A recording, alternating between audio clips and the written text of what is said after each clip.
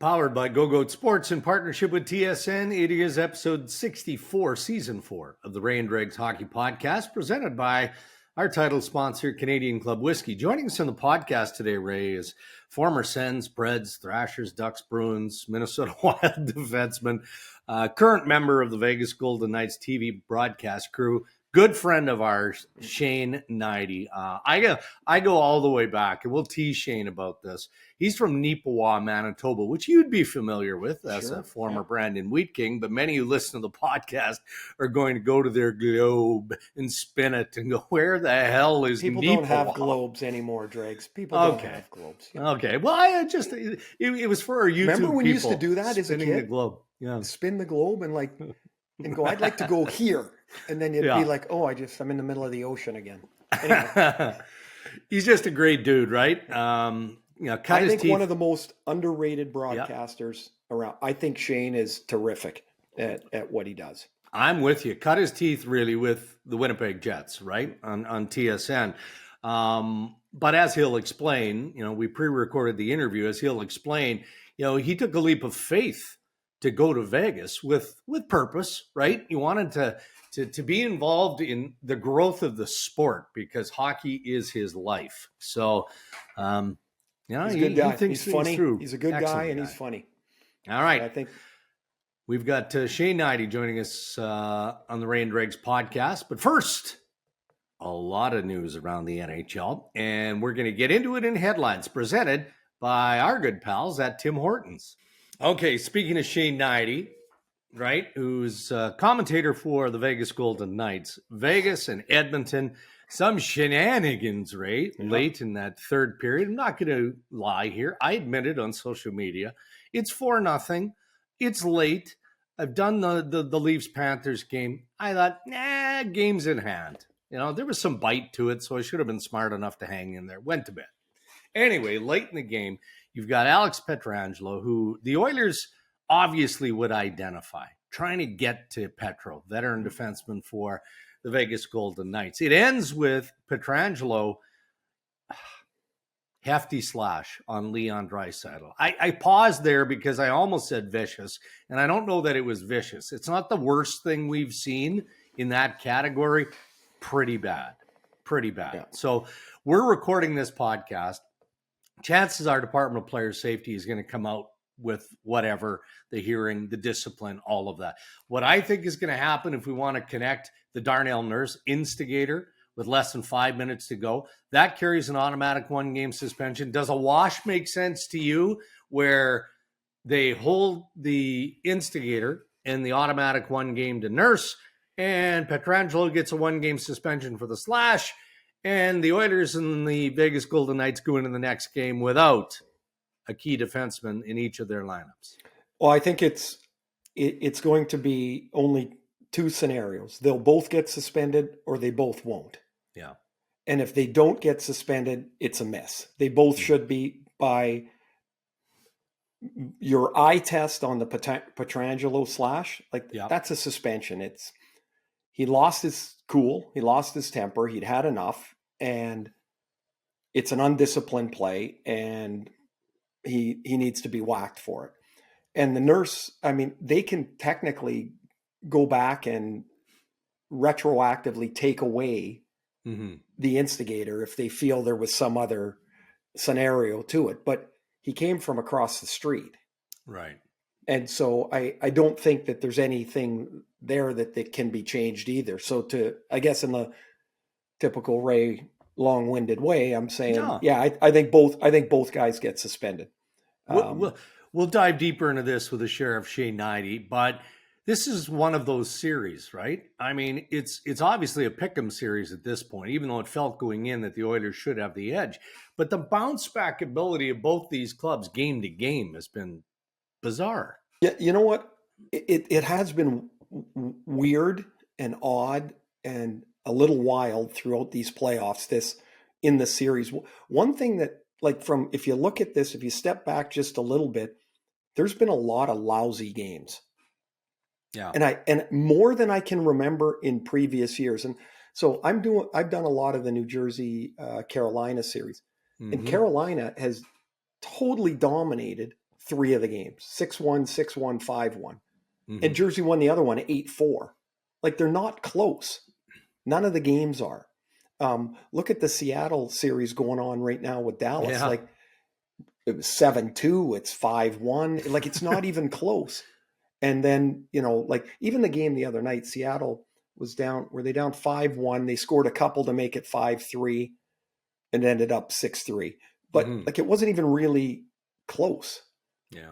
And that's just a further example. I saw a number, how many games have included a 3 and a 4 goal lead in the playoffs, and it's remarkable. And it's just odd to me. I don't know why, but the fact is, it's not like that one team is just smashing another out of the playoffs.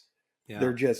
It's their turn to have the big night, and then the other team responds. And so I don't know. Can you tell me what's going to happen in Game 5 in Edmonton, Vegas? I don't think anybody's got a clue.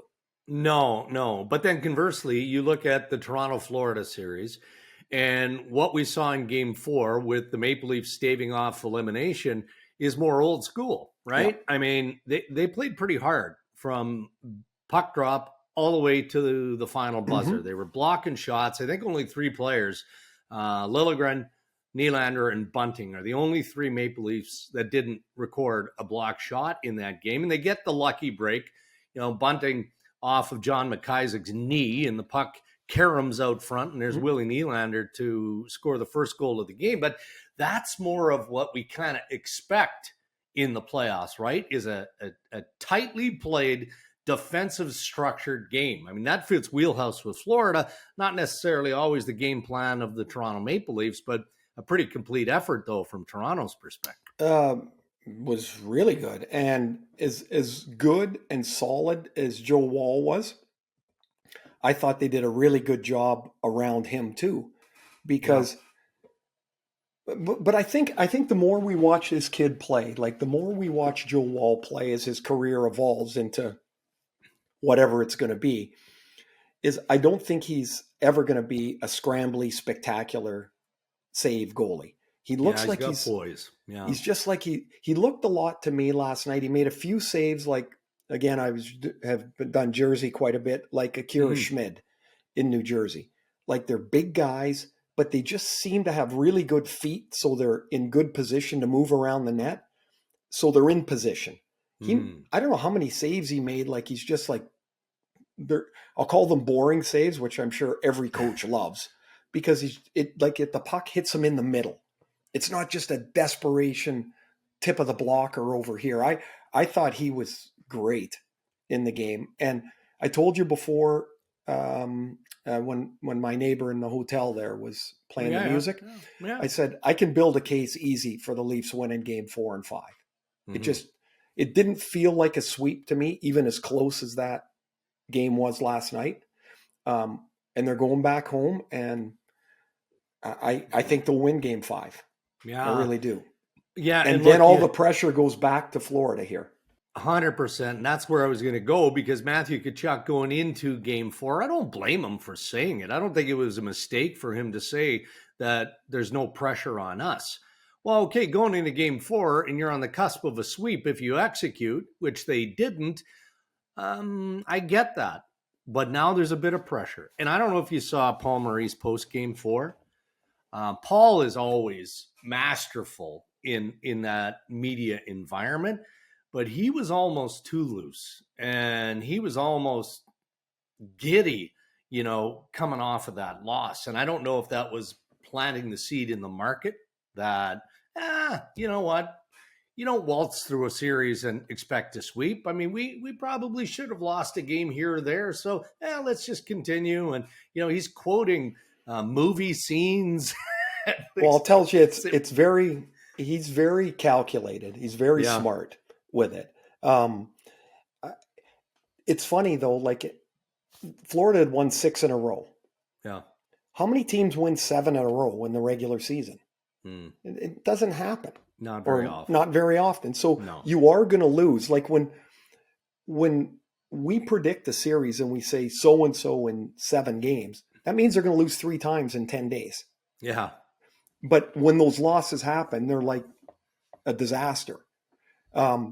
So, for Tkachuk to say there's no pressure, there really isn't. Nobody has ever expected them to win this series. But now that you're this close, you start to feel it a little bit because you can see we're one win away. Like, you're not stupid. I mean, you can all see we're like, nobody thought we could get through the first series. Nobody thinks we can get through this series. And so you've got that view. And now, you've got like the Leafs have different views from different players on the same situation. I prefer Nylander and Riley's view of it, just the way that their view of it, because look, this is just where we are, and you got to go out there and you got to play. You can't be tight. You can't, Marner's decided he's going to fight the media the whole time now, and like they're the problem, and as opposed to the opponent. But everybody finds their own level of inspiration or their own level of determination somewhere else. And so you do what you do, you say what you say, because you got to go do the media, and that's the way it is. But clearly the pressure's on Toronto always in this series. But if Florida loses game 5, every story will be written about how many teams have come back from 3-0 deficits. And you don't want to be on that side of history. Right. That's all that game 6 is going to be about, if there is one. Yeah. All right. Well, we can't wrap headlines without acknowledging our good friend Keith Jones, officially named by the Philadelphia Flyers as president of hockey operations. And Ray, I can tell you, when that news broke, I think it was our friend Frank Saravalli yesterday who acknowledged that Keith Jones and Eddie Olchuk believed to be the final 2 in the running. Poking around, and sources are telling me, this was yesterday, that, and we're talking about real strong internal sources in Philadelphia, not involved in the hiring process, but still heavy hitters there, did not know that Jonesy was involved until earlier this week, and then they knew that he was going to get the job. Now that I've had time to digest it, I'm not surprised, and I think Jonesy's going to do a heck of a job. Well, it's interesting in both ways, or what is interesting to me is in both those final candidates who we know very well, Keith and Eddie O. Part of the president's job, I think, is to provide an energy for the organization. To be a front-facing guy or woman, is because that's going to happen and should happen somewhere too, is that you have to have an energy to you. And both of them, Eddie and Jonesy, have it. They're different, but they both have it. Jonesy's been in Philly since he played there. He lives there. He was on the morning show there forever. He's a terrific broadcaster. I think he'll do a great job. I am hoping, however, that because this is maybe, I don't know if it's little known anymore, but Jonesy one time at NBC went the entire year wearing a black blazer. Black blazer. Yeah. Until it got to, I want to say it was April, that somebody finally noticed and said, "Hey, would you change that blazer?" Because we were texting him all the time, "Jonesy, black blazer, looking sharp." And he'd say, "Yeah, but a red tie today." Or he was doing it to see how long it was before somebody noticed. And so I'm hoping as the president, he's going to mix in a few different looks there. I'm really happy for him. He's a terrific guy, a really underrated, funny guy. But he's, in my mind, his personality, his energy is perfect to sit in that position. Well, and I think that the blend with Briere will be interesting as well, right? Like 2 relatively inexperienced guys, although Danny's been involved in management for a while now. I would suspect, I'll suspect. If I were Danny Briere, one thing I would be doing is hiring somebody with a lot of experience with me. Yeah. To like help me. AGM, you're saying? Yes. Yeah. Well, because you're going to have more than one, but at least that you have somebody that helps you navigate the hallways of. Agreed. Yeah. That you don't end up in a dead end and go, "Oh, I didn't know about this." because it's going to happen. And that I have no idea who they're going to hire in Philly to round out that staff, but I would suspect somebody will be of experience. Right. And on that note, perhaps next week on one of our Ray and Dregs episodes, we'll start digging around the Calgary Flames and the Pittsburgh Penguins as they continue to march through their process of hiring general managers in both those cities. So we'll take a look at that. Those are your headlines. As always, thank you to Tim Hortons. Hey, thanks for tuning into our YouTube channel. And while you're here, why don't you do us a solid? Hit like and subscribe. Yeah, you'll get access to all the latest uploads. You can stay updated on the latest news and interviews from the Ray and Dregs Hockey Podcast. It only takes a couple of seconds. And from what I'm told, it helps with our algorithm thingamajig. Anyway, We appreciate the support.